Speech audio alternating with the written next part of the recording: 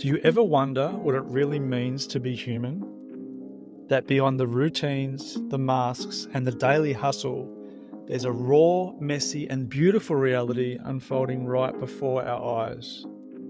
I'm Rick Watson, and this is Humaning, a podcast where I have honest conversations with everyday humans, and together we peel back the layers, dive into the chaos, and celebrate the magic of just being human. As you listen, notice how different parts of your story may appear in the story of others, as we all just do our best to live, to feel, and to connect. Welcome to Humaning.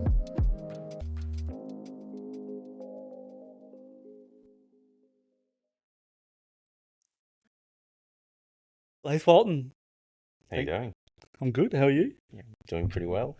Thanks for coming to hang out on the podcast. Oh, it's my pleasure. It's a comfy couch, so Yeah, it's a nice view.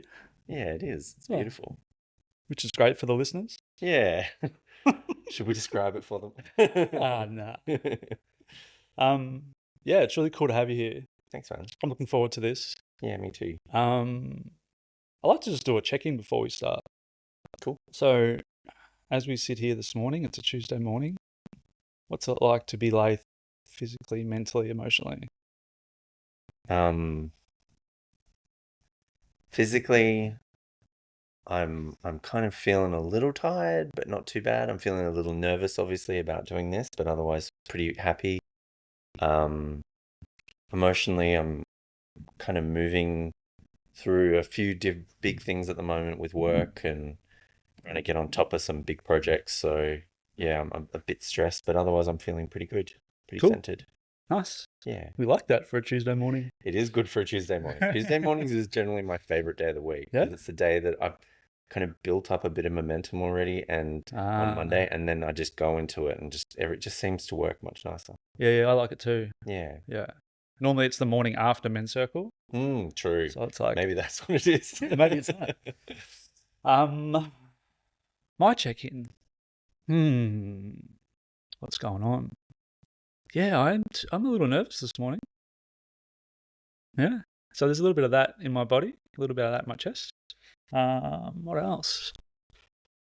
Mentally, there's a little bit of organisation this week. I've got a big weekend of study coming up and a bit of prep for that, and we've just come back from a week away, so that's kind of like getting all the pieces back together. And there's actually, I think I spoke about it last week on the podcast, is like there's been a bit of contrast in regards to like coming back from holiday and getting back into it, and like letting all the stresses come back in and like working with them and all of that. So that's been, it's like the don't go on holiday thing. It's like, maybe we need more holidays. Maybe I need more holidays. I'm pretty sure I do. Yeah. And then emotionally, yeah, I feel pretty clear, pretty neutral. I'm excited. This is one of my favorite things to do now. So excited to have you here. How do we know each other? Let's start there. Well, I think originally I'd seen you around town because we live in the same town. And I know your son goes to the same school as my children go, and so I'd seen you around. And I think we'd had chats. I think we'd kind of maybe spoken in the bus line or school pickup action. School pickup, yeah, totally. But then we had a great little game shop in town called Crackle Point, and I think that's where I had a proper conversation with you one night. I think, and I think we played a game where you were like flicking things across the table or something. It was super fun. And then I heard about that you were running a men's group. One of my other friends comes to the men's group, and that's when I probably really got to connect with you and get to know who you are. Yeah. I think that's the order. Yeah. Because I think when we were hanging out at Crackle Point, that was probably 3 or 4 years ago. Yeah. It was a while ago because it was in the original location. Yeah, definitely. Yeah, it was great. And then there was the starting of men's circle, of coming and hanging out that, and There's no avoiding getting to know someone in men's circle. There's really not. Yeah. Just a beautiful thing because, Yeah. you get to learn so much about a group of men that you normally wouldn't. Yeah.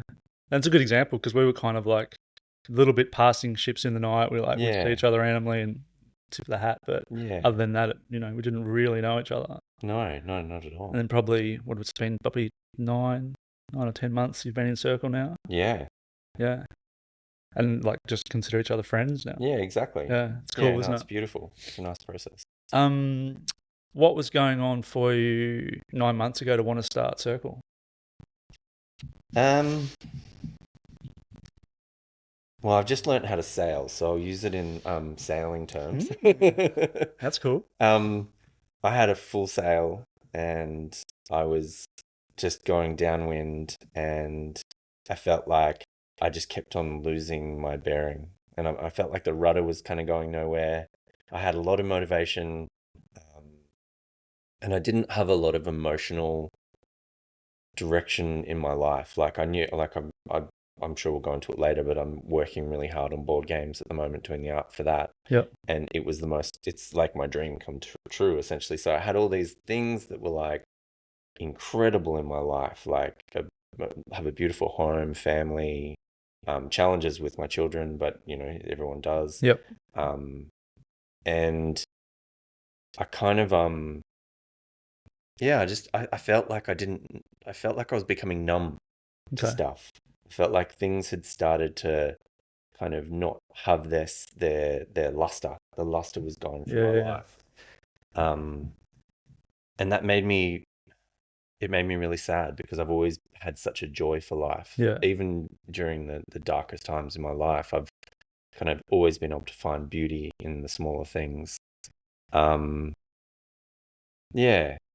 So that's where I was. I was kind of like, things were working really well. Yeah. It was kind of a bit like, where am I going? Like sounds like all the pieces were there, but it was like the joy wasn't there. Yeah, exactly. Yeah, very much so. Which was kind of why I reached out, and I think my friend kind of recommended it, and I thought I'd been a part of a men's group previously in Melbourne and also up here. Yep. And I didn't really feel like they were great, and I felt connected to them, but it wasn't right for me. And when my friend recommended this group, I was like, well, if he's in it, it's going to be good. So and I came along, and it just was wow. I didn't realize that you could do that in a circle. Like, I didn't realize that you could go so deep within a circle.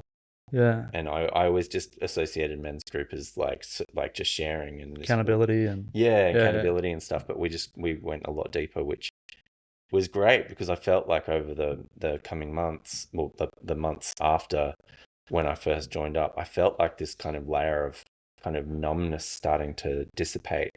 And you probably noticed that I was doing more in-depth check-ins and more starting to talk about stuff versus just being like, I'm okay for check-ins. Everything's fine. Yeah, everything is okay.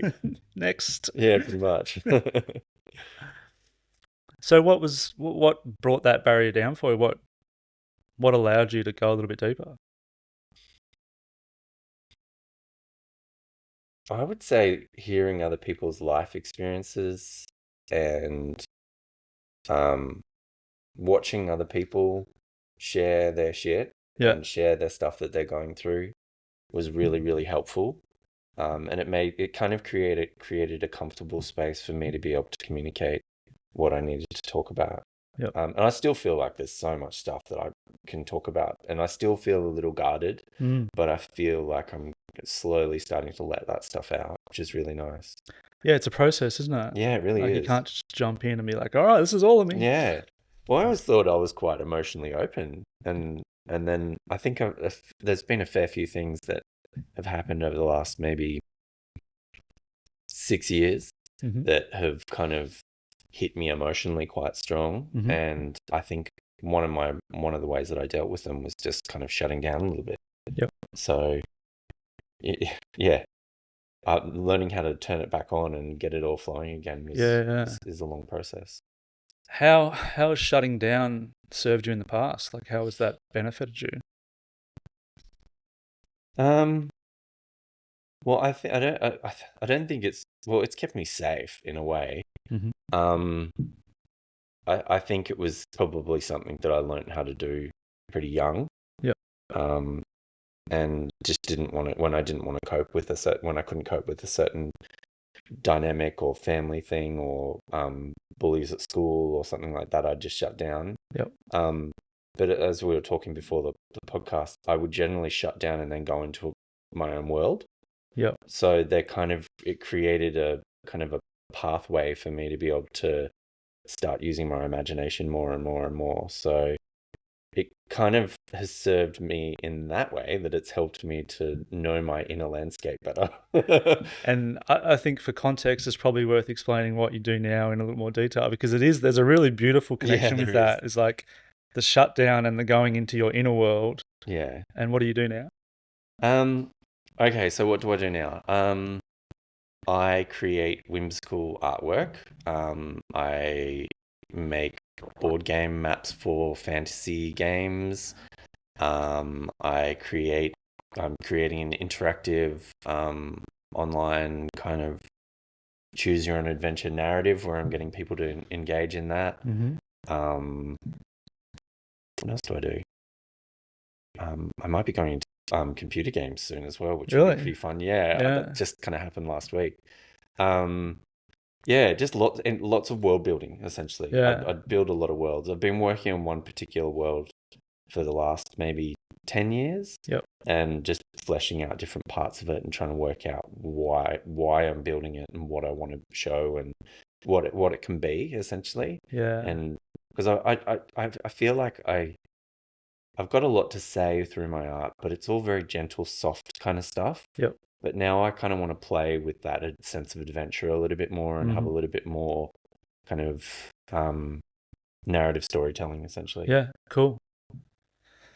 So if we swing back to like young Leith, shutdown Leith drops into your own, I guess, world building. Was it world building back then? Yeah, yeah, Or was it imaginative world play. getting lost in other people's worlds? Well, I think up until the age of, oh gosh, how old was I? I think I was 10, and my uncle bought me a Mac. Yep. And so before then, it was all my own play. Like I'd build my own worlds and Lego and everything. But then my uncle bought me a Mac, and it had like 4 games on it or something like that. He pre-installed it, and Yeah. like it had like these 4 games. And I remember I worked out that I could like, because they were all demos, so they only had like 10 minutes each or something like that. I worked out that I could interact with each of them and create these kind of pathways between them in my imagination to link them all in so that it was one big story. Yeah, that's cool. And I remember doing that as a kid, and then I remember when I got a little bit older, I found kind of role-playing games and Dungeons and Dragons, and there was a few kind of like D&D kind of rip-offs online that you could play that were like, well, not online, on your computer that you could download and play, and I really got into those, and they were made by like tiny game studios, so they were really low budget, but they had great stories and stuff. Can't remember what they were called. And that kind of getting lost in other people's worlds very, very quickly became an obsession. Yep. One that I still feel like I kind of wrestle with sometimes. But I'm very, very I'm very much of the mind that it's like watching a movie that you get to play. Yeah. And yeah, as an adult now with young kids and watching my son's interest in screens and things like that, I have to be really careful to role model the appropriate amount of screen time in front of him and stuff like that. Yeah. But what I'm thinking about is like you got to turn your, what in your words, like childhood obsession into your job now. So what's the light and the shadow of that? Well,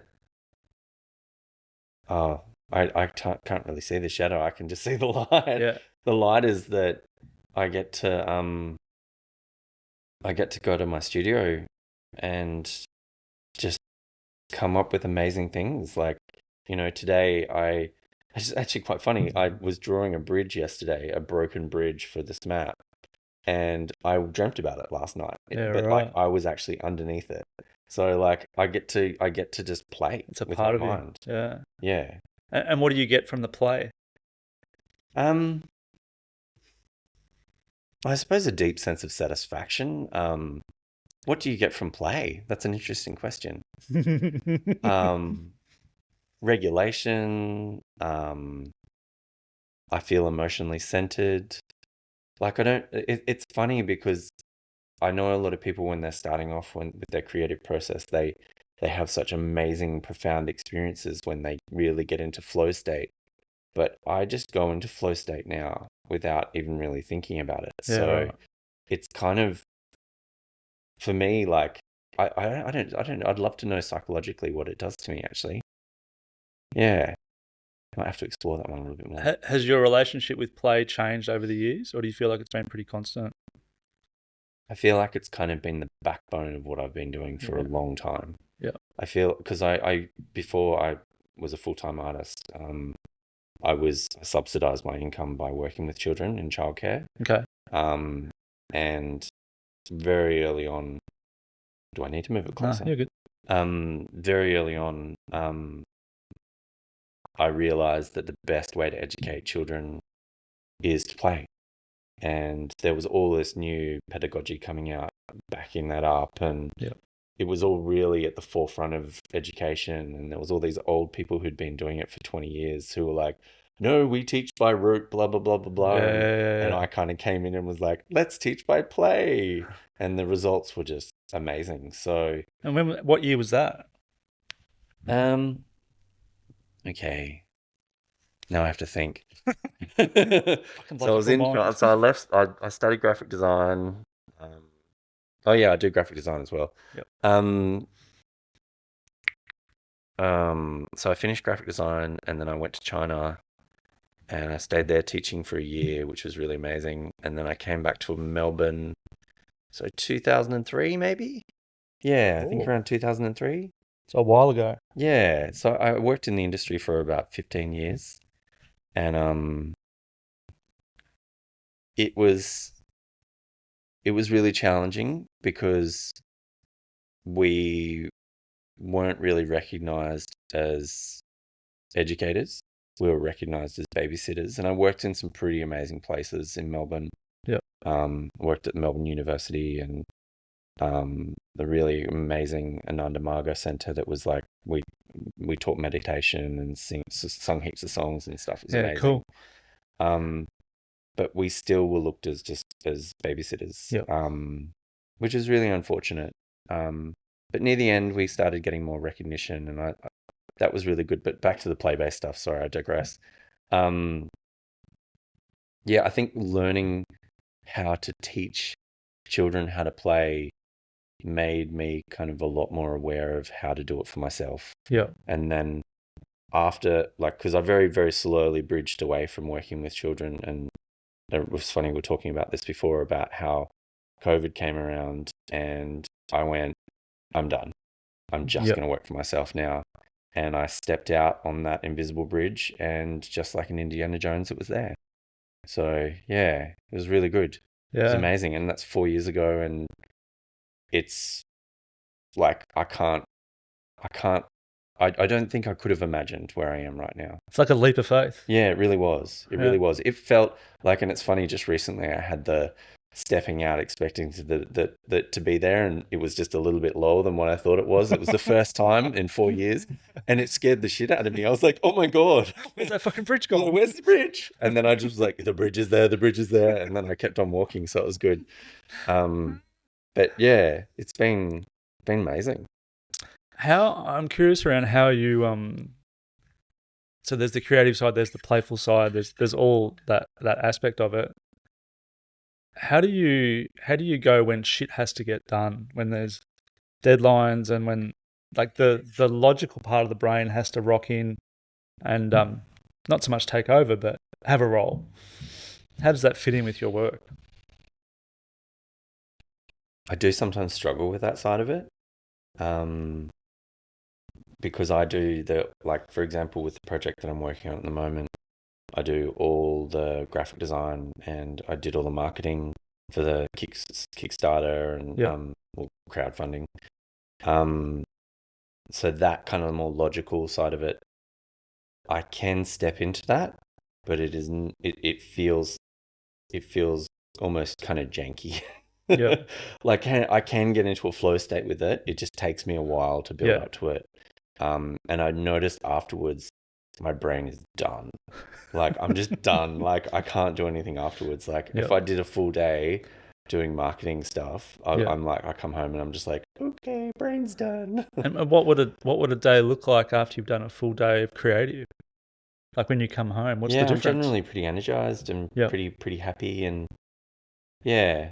Like I just did a logo recently, that was kind of a combination of both where I had to do, there was a fair bit of back end stuff as well, and that it's almost like if I can kind of balance it, it doesn't seem to affect me. But yeah, the creative stuff generally I just feel fine afterwards. Yeah. So Yeah. yeah, which is good. Mm.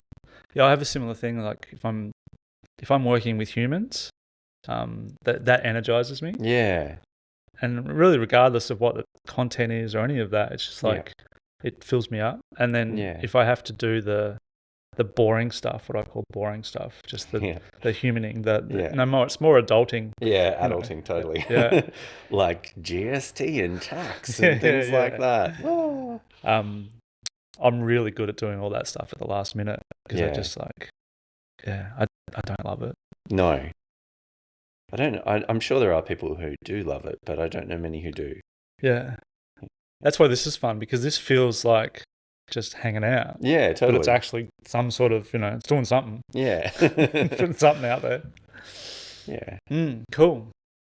So if we swing back to that younger version of you, what were some of the challenges that you had, in those teen years? Um, well, I lived in the bush, outside of Mullumbimby.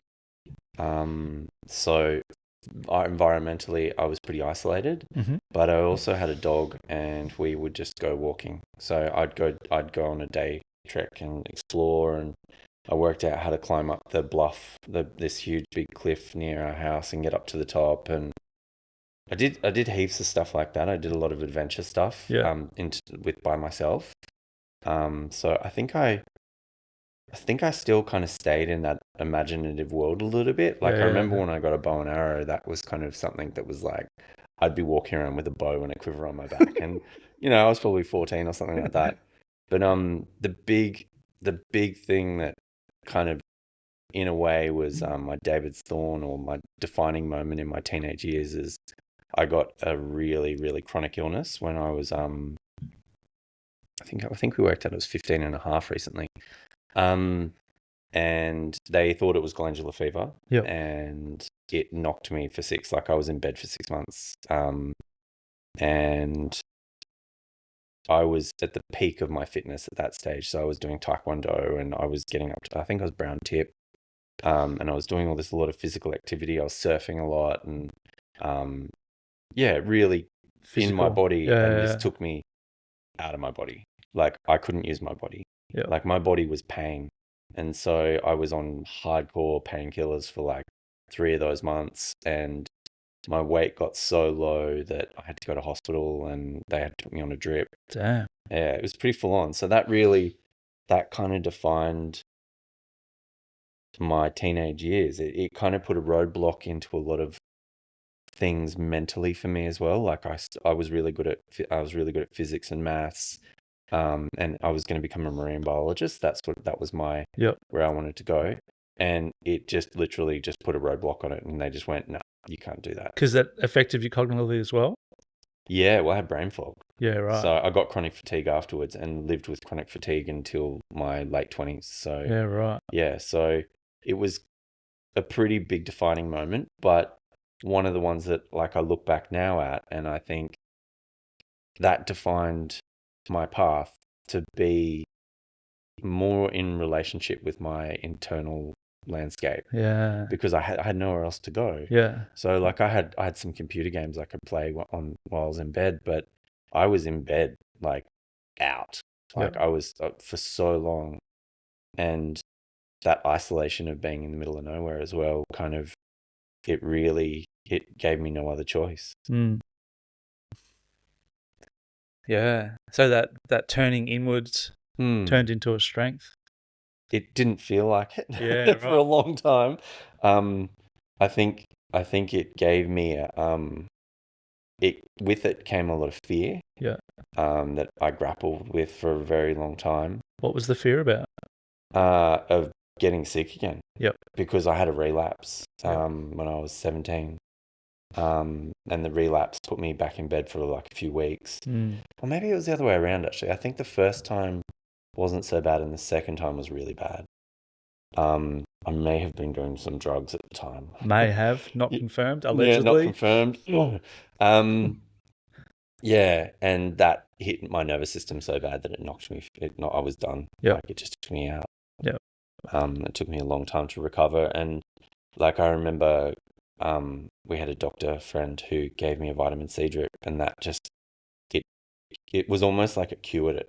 Yeah, right. It was like It's my just what your body turnaround. needed. Well, I stopped being I couldn't eat. Yeah. And it stopped like once we had the vitamin C drip, I could eat again. Yeah, cool. Yeah, which was Kind of amazing. important. Yeah, eating's kind of important. Drinking water and not feeling agony was kind of important too. Yep. Yeah, so that was pretty full on that time. So there's like the physical experience for that, but I'm curious around like what impact that time had on like friendships, relationships, family dynamics, like that side of it as well. Well, I quickly learned who my friends were. Yeah. I had a group of guys who I'd been hanging out with surfing and partying and stuff for a long time, and I look back now and don't see their friendships as very positive, Yep. and they just fell away. And a group of girls who I was friends with, and a couple of other guys, we got really close during that time, and so I kind of moved on, and it took a while for me to realize that the friendships that I had been in were quite toxic, and the new friendships were all about support and hanging out and having a good time Yep. versus putting each other down. And you So, don't really notice the difference until you're in that different environment, do you? yeah, exactly. Yeah. Yeah, I remember one day one of my friends, because I moved sitting spaces at school, and I remember one of my old friends came over and was like giving me shit about something, and I kind of looked at him and I was like, "Why are you doing this? Like, what do you Yeah. get out of this?" And yeah, he was stumped. So Just his default. It's like, yeah, it's what my dad did to me. Yeah, it was high school kind of sucked, but I got through it, and then moved up to Kingscliff actually and studied graphic design for a bit, and that was like really nice because I learned how to use my creativity that I'd been fostering internally, yeah. and that kind of taught me processes essentially to be creative. And then from there, that it just kind of came up that I was better at drawing, and the drawing started getting, because I'd always been an artist, but the drawing came through a lot stronger when I Yep. was learning graphic design. And then after a year there, I went up to Brisbane and learnt at the Queensland School of Printing and Design. And that was like, I had one teacher there who just went, "Why are you doing graphic design? You should be an illustrator." And I just, It's all you need, isn't it? yeah, he was really great too. He was one of those teachers that made people cry. In a good way or in a bad way? In a bad way. Like you suck. He really sucked. And we watched this movie Whiplash recently, actually, that was all about a music instructor who was pushing people so hard. Yeah, right. And he was an asshole. And I don't condone what he was doing, but it kind of reminded me of this teacher who pushed me. And I was, because I was in a state of low energy with my chronic fatigue, I Yep. needed someone to go, "Do this. You need to do this. This isn't good enough. Like, I'm giving this back to you. Go away and do it properly." And he rounded out my skills a little bit. I hated him, Yeah. but looking back in hindsight, he was the one who actually kind of went, "No, you're really good at this. Keep on going." Yep. And I kept on going with graphic design, and then started to realize that it was a corporate world, Yeah. And I was very anti-establishment. And for my final assessment for the year, there was like Commonwealth heads of government were meeting, and we were meant to do like a Nike poster or something like that. And so I did like this big protesting stencil saying, and no Choggum, free people from slavery and stuff like that. And yeah, so I became more of an activist and went against the school and actually failed that part of the component. But I'd done so well elsewhere that it didn't matter. So I still passed. But yeah, I got out and just went, oh, I don't What really now? want to do this, and moved to China. The obvious, Yeah. the obvious next step. Yeah, totally. And there I learned how to. Stop. Yeah. Stop. Pump and brakes. Yeah, totally. How do you make the decision to just move to China? Like what? How did that eventuate? So a good friend of mine, we loved kung fu movies, and we'd both been kind of like researching China independently, and there was just an ad in the newspaper that just said, teachers wanted no experience necessary. And we both just looked at each other and went, fuck it. Yeah. Let's do it. Perfect. Yeah. And so they paid, the best thing was they paid for the airfare over and back. How old were you then? I would have been 21. Yeah, cool. So yeah. Let's have some adventure. Yeah, pretty much. Yeah. And I hadn't been overseas. I'd traveled a little bit in Australia, but mainly down to Sydney and back. Yeah. And up to Cairns. But that was another one of those defining moments that changed my life. Living in China for a year, teaching English, was like being in heaven and hell at the same time. It's a great way to put it. Yeah, like I loved so much about it, and the Chinese people were so beautiful. Like they, not all of them, obviously, but a lot of the people, my friends that I made there, Yep. they just were so caring and so thirsty for knowledge. Like they just wanted to learn more and more about what it was like being an Australian. And I think that's when I started observational sketching too. Okay. Like I started buying these like really beautiful Chinese notebooks and just going around the city that I lived in and just sketching all the old sculptures and buildings and stuff. Yeah, cool. And that kind of was where my creativity blossomed, because I was teaching like 4 classes a week. English. English. Yeah. And then I had heaps of spare time. So I'd just go wandering around the city with my sketchbook, or, borrow a bike and go for a ride, or catch a taxi, which cost like 10 cents to get to the other side of the city. And yeah, that sitting by they had all these beautiful canals going through the city I lived in. And like I just sit by the canal and just sketch, and it was just amazing. How long were you there for? All up at just over a year. Yeah, cool. Yeah. China.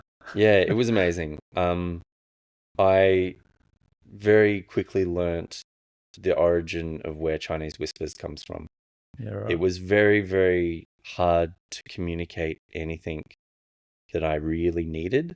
So, for example, like on the way home, because I had to come back because my grandmother was dying, I looked at stopping in Japan where my uncle lived for like a few weeks, just so I could actually go to Japan. And I asked them before they booked my ticket, "Oh, can we please get a flexible ticket so that I can..." Yep. And they just like, it got totally lost in translation. And that was another sliding doors moment. Like, because if I would have gone to Japan, I would have probably not come back to Australia. Yeah. But yeah, after coming back from living the way I did in China, Australia was a massive culture shock. And I was a bit lost for a while. Yeah. And living back in Byron, kind of shy, was just felt weird after living there. And a friend kind of said, "Hey, come move to Melbourne." And there I went. Yeah, nice. Yeah. I'm a Victorian boy, so Yeah. yeah. Yeah, Melbourne has a special place in my heart. It's a city of so many different things. There's so many different aspects to that city that I love and don't like. Yeah, well, let's talk about that, because I like the contrast of what was great about it and then what was the challenge about it. Like I like those two different sides of the coin. So yeah, I got really challenged by the clickiness. Yep. especially being an artist. The art school clickiness down there was disgusting. Like you'd go to a party and you'd be having an amazing conversation with someone, and they'd ask you what art school you went to, like, because you'd get to the Yeah. point where you're saying, oh yeah, I'm an artist, I do this and that and more illustrative stuff, and they're like, oh, what art school did you go to? And I would say, oh, I studied graphic design up in Brisbane, and they'd literally just turn around and walk away. And it was like, I just had it happen so many times that it just kind of, That's wild. I stopped, like when I started meeting people from Melbourne, I started going, what art school did you go to? Because like if they I'm a went to builder. art school, I didn't want to talk to you. Yeah. Which sucked because I felt like there were so many creative conversations that could have been had that didn't get facilitated. Yeah, that's kind of sad, isn't it? Hmm. I'm gonna crack out a fisherman's friend, I think. Why not? A bit of a running joke in It that is. circle, isn't it? It is. I want to get a t-shirt. Do you want one? No, I'm good. Nick will be stoked with that. Yeah, I know. Is that a product placement, by the way? Yeah, maybe. Spono from Fisherman's Yeah, totally. All 17 listeners will. Yeah. Hi, Mum. So that part was challenging. What did you love about it? What did you love about Melbourne? As an artist in your mid-20s, I'm guessing. So I found out about this later, but in England, a lot of the writers did this thing where they walked the streets at night. Yep.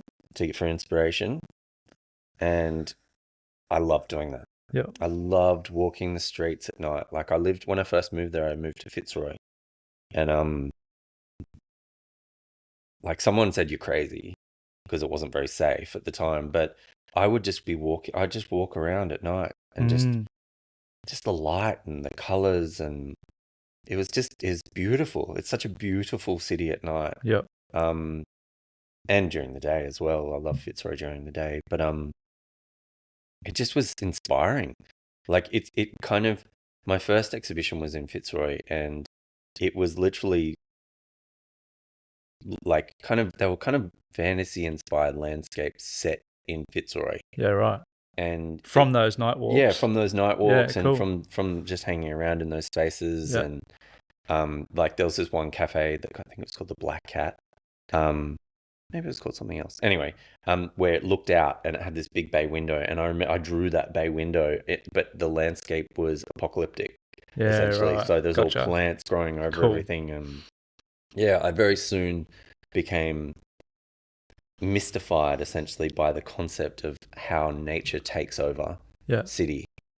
And I think it was my way of kind of, because being a bush boy, it was my way of coping with living in a city, essentially. You know, like I'd find those places where the moss was growing on the rocks, and that the pavement was cracked, and there was like plants growing through. And yeah, it was beautiful. What? Because I'm always interested in the emotional side of things, which is just me. What was your emotional world like around that age? Like, how were things for you emotionally, mentally? I had a really, really good role model. Someone who kind of was like an older brother to me. His name is Ezra. And if you're listening, hi, Ezra. He kind of almost like showed me the way. And the way was not like, because at this point I had been a pretty strong Pentecostal Christian. Yep. I had kind of wavering kind of, when I was living in China, I climbed a sacred peak, and that was just, it blew my freaking mind. And I had a conversation with a Taoist monk where we just sat and kind of hung out. And moving to Melbourne was kind of like, it was almost like that kind of shackle that I'd placed upon myself of Christianity was starting to unleash and come off. Yep. And it was like almost like a rebirth in a way. So I felt new, like it felt really new. And like there was still a lot of fear, and the chronic fatigue was still I struggled with chronic fatigue. So, you know, like I'd go out on a Friday night to this great bar called Republica, and we'd dance all night, and then I'd be done for the rest of the weekend. And I'd go to work on Monday, and I'd be tired, and, you know, I'd suffer for it. So any form of like external how can I say it? Exertion would make me Still nail you. It would nail me. Yep. So I was living this kind of like beautiful life of like smallnesses in a way, That's a like good way to put it. like trying to do fun things that weren't costing me too much energy. And it's really interesting actually when I look back at it now. It really framed this lack mentality that I really had to struggle with for a long time, like that lack of energy. And that lack mentality allowed me to go in again. Yeah. Because like I'd need to have downtime. So I'd play computer games or read books or draw. And it was in those moments of in times where I created the beauty. Right. Yeah. So it really served you. It really served me. Yeah, it really Yeah. does. And I still feel like I don't get enough in time as an adult. Like I Yeah. don't feel like I feel like I could easily just go away for a week in a cabin somewhere and just do nothing Yeah. for a week. It'd be Yeah. amazing. And I'd end up doing so much. Yeah, exactly. Yeah. Yeah, but Melbourne kind of it served me really well. It gave me an environment where I did meet a lot of other creative people who weren't from Melbourne, and Yep. we all kind of felt the same way. We didn't feel clicked in with the locals, and so we created our own clique. Yep. And we had a little gaggle of us of about 10, and it was great. It was wonderful. We created this really nice community, and yeah, there was ups and downs. Melbourne was pretty much good. Cool. Yeah, and then I met Nice. B, my wife. The next chapter starts. Yeah, pretty much. So we'd been doing this live performance art every Tuesday night, and I don't know why I'm telling you this. Actually, that's not part of that story. Oh well, That's all right. Yeah, well, No rules. I'll finish what I'm saying. Yeah, no rules. Yeah, I was doing live performance art every Tuesday at this pub called Bimbo's, and my friend would get up and DJ, and he'd get different musicians to come and play and sing while he was DJing. So he'd kind of mix in with them and do all this crazy Yeah, stuff cool. with different stuff and sound stuff. It's probably more descriptive. And I would collaborate with an artist. So I would facilitate and get other artists, so different styled artists, to come up, and we would work on a big piece of cardboard together and do all these like crazy paintings within 2 hours. So actually, maybe it was 3 hours. So essentially it was forced It's creativity. like live art. Yeah, live art. Yeah. And so I look back at that period now, and it was almost like going to the gym. Yeah. Because it was Doing like the reps. I'd have to get up and create something. And often I wouldn't have any idea what I was going to do. And often I'd be working with someone I'd never worked with before, and they wouldn't have any idea. So we'd literally sit there and go, what do you want to do? And we'd start penciling stuff out on it, and then we'd start working it up and building it up. And it just kind of worked every time. You know, it was beautiful. Yeah, cool. Yeah. And how's B fit into that? Yeah, so she doesn't actually at all. I don't know why I said that story. Yeah, it was a sidetrack. Well, I was working at that Anandamaga childcare center as well, and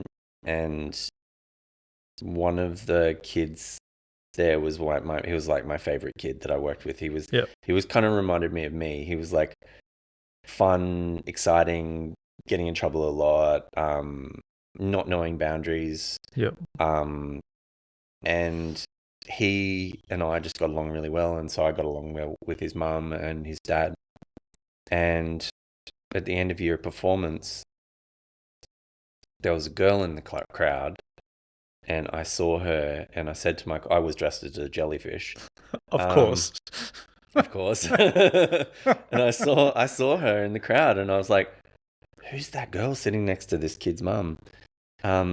And my friend was like, oh, I think that's her sister. And I was like, I'm going to marry her. And my friend was like, no way, you're never going to get married, Leith. And I was like, yeah, totally. What? That was weird. And anyway, after the performance, I was looking for her. Were you still in your jellyfish costume? Yeah, pretty much. I looked for her, and she was sitting by herself, and I just went and sat down next to her, and I went, oh, hi, I'm Leith, blah, blah, blah. And apparently I grilled her. I gave her like 10 questions. And she answered them all correctly to my liking. I didn't know how to say it otherwise. And by the way, this was normally not my flirting style. Normally, Just I think coming with the checklist. yeah, pretty much. I think I was kind of done with dating. Like, when you just get to a point where you're just like, I've got a list. oh, do you fit through these category? Okay, no, don't worry. Don't bother about it. Yeah, I'd given up, and I met her, and I just went, no, you're the one.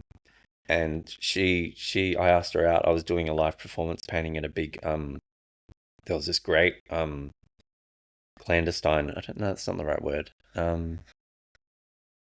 Speakeasy that you had to like know the password to get into. Yeah, And right. there Bit of an was underground scene. yeah, it was Yeah. a really awesome kind of gypsy jazz kind of speakeasy thing on the weekend, and I was doing a live painting there, Yeah. and I invited her along, and she rocked up dressed beautifully. I didn't even recognize her. And I just was talking to her. I didn't even know who she was. And I was just talking to her nicely. And she was just like, oh, so did you have fun on Sunday at the performance? And I was like, oh my God, you're B. And she was like, yes, I am. And I was like, okay, cool. And it was like a rocket. We just took off together. And yeah, we're just so solid now after 15 years of knowing each other. I think That's it's that cool. many. Maybe it's less. I don't know. Yeah, we're really solid. We communicate, and it's really lovely. Yeah. I'm so happy to have her in my life. It's yeah, she's someone that is always inspiring, and it's wonderful to see her go through her motions too of healing. And Yep. you know, she's got some pretty chronic stuff going on as well, and it's nice to see her go through her journey as well. Yeah. Be a part of it. So yeah, it's good. Sounds like it's a nice, the two of you are kind of parallel lives together kind of thing. Yeah. Yeah, very much so. Mm. Like she's always been more of the go-getter with work and adventure and stuff like that. And I think a lot of my lack mentality and my fear has held me back in my early 30s. And she really coached me out of that space Yeah. and into a space of like, adventure's fun. Let's do more, and like let's get out of the inner space and go into the outer space more, so the inner space is inspired. And I got into a headspace of just saying yes. So we'd go, oh, let's go for a trip down the coast or something. Yep, let's do it. And then one day she threw let's travel around Australia in a caravan for 6 months. And I just like, in my head, I was like, ah, and I said, yes. And there was a lot of trepidation with it, but it was like amazing. It was the most amazing trip. And that really brought our family, because I've got 2 kids. And that brought us really close together, which was beautiful. Yeah, cool. That's the opposite of that lack mentality, isn't it? Yeah. Well, it's really interesting, actually. We'd done a lot of law of attraction shit and learned a lot about how to be in the right space for manifesting our dreams. And we spent so much time doing the work of getting in a positive mentality before that trip that we traveled around Australia in a vintage caravan with a $2,000 buffer. And no, like I worked a little bit. I worked like 2 days a week on the road. Yep. And we just trusted that everything was going to be okay. And it was just such a beautiful flow space to be in with, just surrender. Yeah, we just like, there was nothing we could do. Like we trusted, and we traveled, and we had fun and connected. And I feel like if we had angels, they were looking out for us a couple of times. Yeah. Like our car nearly caught on fire on the last, like we were in Tamworth or somewhere like that. And the engine light came on, and there was all these other warning lights coming on. And we took it to the Subaru mechanic, and he pretty much said, you guys are so lucky this didn't catch on fire. Like the guy before us had done a dodgy job with one of the fuses. Yeah. And he'd put like a too low a fuse for a high voltage thing. And he's like, that usually catches on fire. And it was all melted. Like the whole fuse box was like kind of melted. And so he said, how long have you been traveling for? And we were like, 6 months. And he's like, you guys are so freaking lucky. So there was a lot of opportunity for things to go wrong, but we just trusted that it didn't and seemed to work. Yeah. So I'm interested, how is like that trusting from that trip, is that carried on into life when you got back? yeah, very much so. I feel like it doesn't come as natural. Um, it's really interesting. I think about things as shapes sometimes. Yep. And when we were traveling, it was just like we were kind of this amorphous kind of shape that could just like flow and change into things. And when we were back in a house again, it felt like things just started to become more rectangular and square and Solid. more rigid. And Yeah. there's beauty within that because you get stability and there is a sense of roots going to the ground. Yeah. And, like I feel quite rooted in my community now after being back for 2 years. And by the way, we traveled during COVID. Yep. So that was the other like border shutting behind us kind of thing, which was pretty crazy. But being back was challenging. It actually, I think now what we do is when we're faced with a situation that we're struggling with, like financially recently, I had a bit of a hiccup, and instantly my reaction was, this is going to work out. You just have to trust. Yep. And that was my first reaction versus Oh my God. So I think it's almost like muscle memory. It taught us a little bit with how to It's a just little bit of evidence of like, yeah, I've done this before. yeah, it works. I Yep. know it works, and it's all subjective as well. Like, what is working for me might not be working for someone else. So, it's an interesting concept, the whole idea of just trusting and surrendering and allowing it just to happen. Yeah. And I've spoken to a few people around that in my coaching, and some people I've spoken to struggle with it because it feels like giving up. Yeah. So because to me, it's not giving up. No, there's no giving up involved. It's No. just, it's letting go. Yeah. Well, I don't even know if letting go is the right metaphor for it, because you're kind of holding on to the fact that it's going to work out. Yep. But you're kind of letting go of that too. It's like, it is really a surrender to whatever happens. But I feel like within that, there is a space to push. Yeah. Like there is space to move and to be confident and to move forwards. Yeah. Yeah. In that kind of yang energy. It doesn't have to be static. Yeah. I feel like it's the yin and yang thing. Yeah. There is amount of surrender, but there's also the energy of pushing forwards. I think the letting go part is more of letting go of the control. Yeah. Yeah, that's what it is. Yeah. Control. How long have we got? Yeah. We won't go into children today. We won't, but that's okay. Yeah. We'll have you back on. Yeah, sounds good. Cool.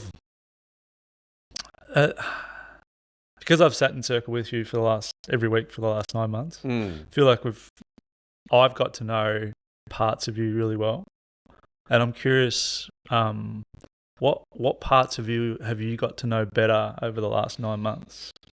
Maybe what old patterns, just different parts of Leith have you kind of had more awareness of now? Something that I think probably the most standout thing that I've become aware of since doing men's group is that there's always more work to do.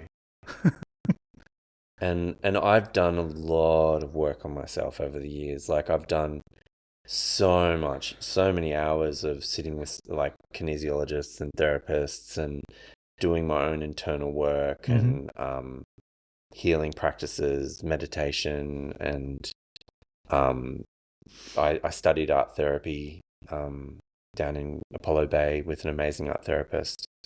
And that was life-changing. Like that was a go in a boy, come out a man moment for me. Yep. But I think the biggest awareness that I've had since starting men's group is that even though I've done all this work, there's still more. There's still more layers that I can go into, and still more layers of things that I can uncover. And but being at peace with that as well. Yeah, that's the thing, isn't it? Yeah, like because I think when I was younger, I was always trying to fix myself. Yep. And as I'm getting older, I'm starting to realize that I'm okay for right now. This is me right now. That's like, I can accept that. There's room to move. There's room for improvement. There's things I can change. I'd love to be more patient with my children. I'd love to be more courageous with my work. But I'm cool with me now. Yep. And that's something that I think probably has come from men's group. Well, no, I know it has come from men's group. Yeah. Yeah, there's that acceptance of our parts that maybe we haven't accepted in the past. Yeah, totally. Yeah, it's a really interesting, for me, it's really similar. It's the pushing away of the parts, and I'm learning this year especially, studying gestalt therapy and doing therapy on the side and then being in circle, and there's lots of opportunities for me to meet different parts, I guess. And I think the really big takeaway is really similar to yours, is just realizing that all of me is okay, and I can accept the parts, even the parts that I haven't wanted to share with anyone my whole life. And not that I necessarily have to broadcast them on here, but I can accept them and share them in a space that feels comfortable. And for me, just the doing of that has had a profound impact on my mental and emotional world. Rather than, similar probably to what you're talking about, is like striving to fix the broken bit, like that mentality of striving to fix the broken, for me is such a big piece, because like growing up with epilepsy, what I've learned this year is that most of my life was spent striving to prove that I wasn't broken because I had epilepsy. So it feels like this year has been a real flip of that, of the awareness of that, and then realizing that, oh, that's okay. And with that comes some superpowers that I've developed because of that. Yeah, it makes me emotional thinking about it. Yeah, it's pretty big. The light and the shadow, man. It's something we've been going over a little bit in men's group, but just seeing that, I feel like often we frame a lot of our negative experiences and a lot of our,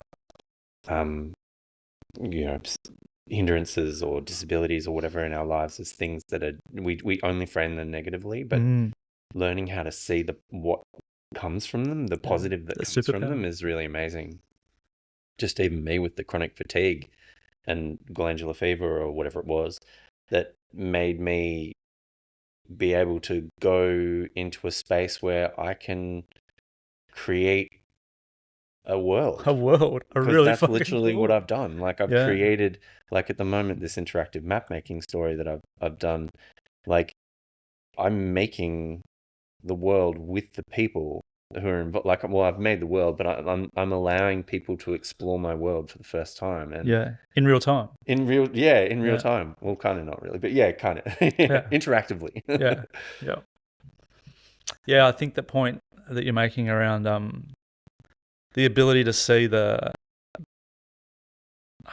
use the word superpowers. It sounds a bit too much, but the superpowers that we get from maybe a boon is probably a better word. The adjustments that we have to make in life as we evolve, kind of thing.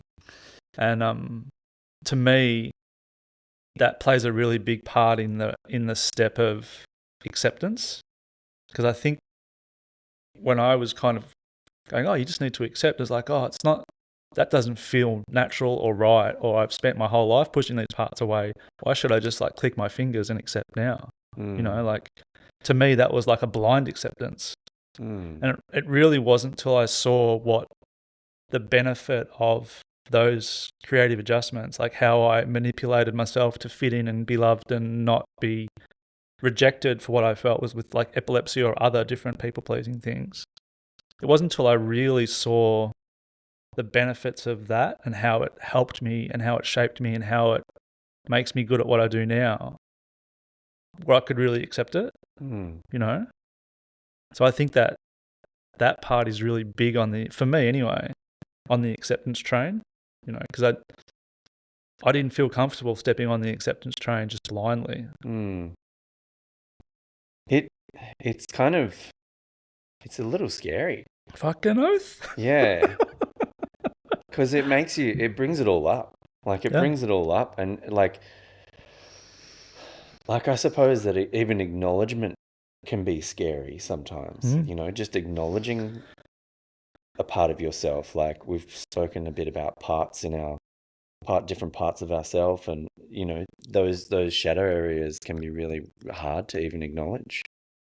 You know, like I think after doing all the work that I've done, I still feel like there's parts of myself that I could definitely shine a light on and have a look at, and maybe not a light, maybe more focus on and look at what they bring me. Why do you think they're so hard to acknowledge for you? Hmm. I don't know, actually.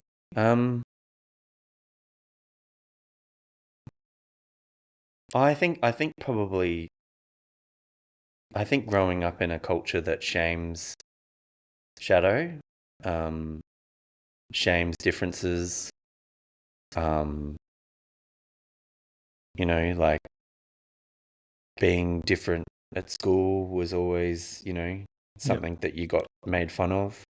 Um, yeah, I feel like I feel like we got well, I got raised in a very cookie cutter um society where it was kind of, you know, boys did that, girls did that, Yep.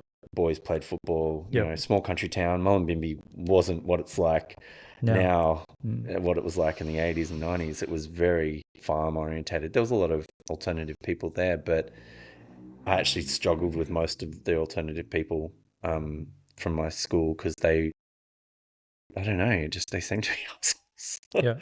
So, and then Yeah, what would sorry, happen? And then sidetracked. what would happen if you played outside the cookie cutter lines? Oh, just being shamed. Yeah. Yeah. Yeah, so I think that kind of mentality probably came through a little bit.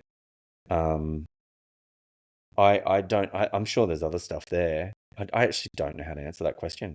I think you have. Yeah, I think our shame binds us, yeah, and every person will have a different experience of what that is for them. yeah, definitely. But yeah, I know that, you know, my experience of that was having a seizure when I was 13 at a local festival, like our small town local timber festival. We're a timber town, and then getting teased in year 7 about Yeah, that. yeah, that would have been And intense. then the shame from that, and this is the work that I've done this year, the shame from that shaped me in I'm going to fucking hide this from every other person in my life because I don't want to go through that experience of being teased for having a seizure. Yeah. And I'm going to fucking overachieve in as many categories as I can to prove that I'm not broken. Yeah. So it had this like double effect. It was like, okay, double down on the hiding and double up on the action. And that was because I didn't want to feel the shame of what I perceived at 13 as being broken. You know? Yeah.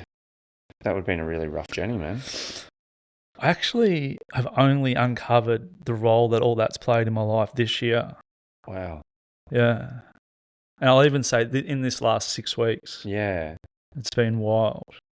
It's been a lot of and this is what I think comes back to what you originally stated around men's work for the year this year is like the work is not done.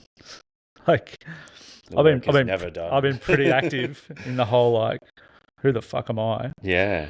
And yeah, it's probably the last 6 weeks I'm like discovering some parts of me that have shaped who I am, like inherently shaped who I am.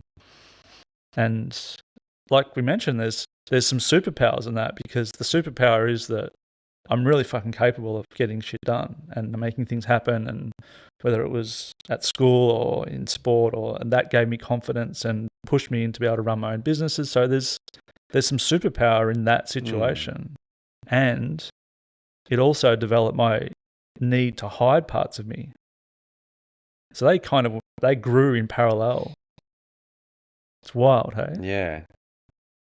And at 47, I'm learning how the impact of both the behaviors shaped around those two things, because of those two things, the behaviors that occurred, how they've impacted my life all the way through. Yeah, wow. What an amazing journey to be able to go into that, because it makes you wonder how many people go through their life and never get the opportunity to really go into things so Yeah, deeply. I'm super grateful and I'm super blessed that I've had the opportunity and the Yeah. desire to do it. And I think that's part of the joy of having a men's circle is like Yeah. we're all working in real time. Yeah, We're all working on totally. our stuff. It's not like, okay, I'm done next. Yeah. And I think what you bring that up of like the work's never done. And like when you said that, my first impression was like, oh, fuck, the work's never done. But then when I think about it, it's like, that's actually the beauty of it. Yeah. It's just slowly, compassionately peeling back the layers Yeah. and getting to know yourself better. Yeah. I think, I think there's a space where we can get to where we might not need to do as much work as normal like we are now, but like I definitely think for the next few years I'm quite happy. Like when I'm going to men's group, I don't have this, oh damn, what's gonna come up tonight kind of feeling. It's more like, all right, what's gonna be there tonight? What's gonna come up? And sometimes nothing comes up. Like sometimes there's not much, but last week a whole bunch of stuff came up for me that I haven't been able to talk about properly. So yeah, it's such a powerful process being in a group, and the whole concept of being within a circle of people, is such it feels like it's part of our DNA. It feels like it's part of our history as humans of coming together in circle around a fire. Yep. Being together in that way, like I think there's probably been many different sacred ways of doing it. And I feel that in our modern age, the way that we are doing it as a men's group is quite sacred, and it's not spiritual. Well, it is kind of is spiritual in a way because we meditate and but we're not worshipping a god or anything. It's just we're coming there for us. We are there for us and each other, and it's beautiful. Yeah, I think, like, not that I want to turn this into an ad for men's work, but just generally community and gathering. I think one of the parts that I get from it is sometimes I don't want to share, but I still get something from listening, So there'll be I might do a surface level check-in. This is what happened last week, But I'll always walk out of there going, oh, I got something that I didn't realize I needed. Yeah, definitely. And I think that's the power of the group for me. Yeah, I think this year has been a really good example for me of being in a space that I wasn't happy with to being in a space I am happy with. And like I've got one of my board games that we worked on recently was in the top 3 or top, I think it was number 1 for a little while, on Board Game Geek. And I've had all these amazing achievements, like 2 of my games getting converted into Japanese and Chinese and all these different languages. And so I've had a lot of big achievements this year that I don't feel like I've had the mental capacity or the emotional capacity to celebrate, but I'm starting to feel them more now. Like I'm starting to stop and go, oh yeah, that was pretty fucking cool, actually. I'm going to share that with people. A little bit of joy coming back. Yeah, very much so. And the last few weeks has been really beautiful because I've been working for other people predominantly for the last 2 years. And I started a new project, which I've briefly talked about, and it's for me. Yeah. It's for other people, but it's for me. Yeah. Like, like I'm doing it because it's something I want to do. Like I want to play a choose your own adventure with people. I want to do that. I want to see how people react to things. I'd love to do it more. Like I wish I actually had enough time to create an interactive thing that was more solid so that people could interact live. Yeah. Like that would be great. But yeah, I'm really happy to be doing things for me more now. It's huge. Yeah, it's great. Yeah. And I think I get so much inspiration. I spoke about this last week to you.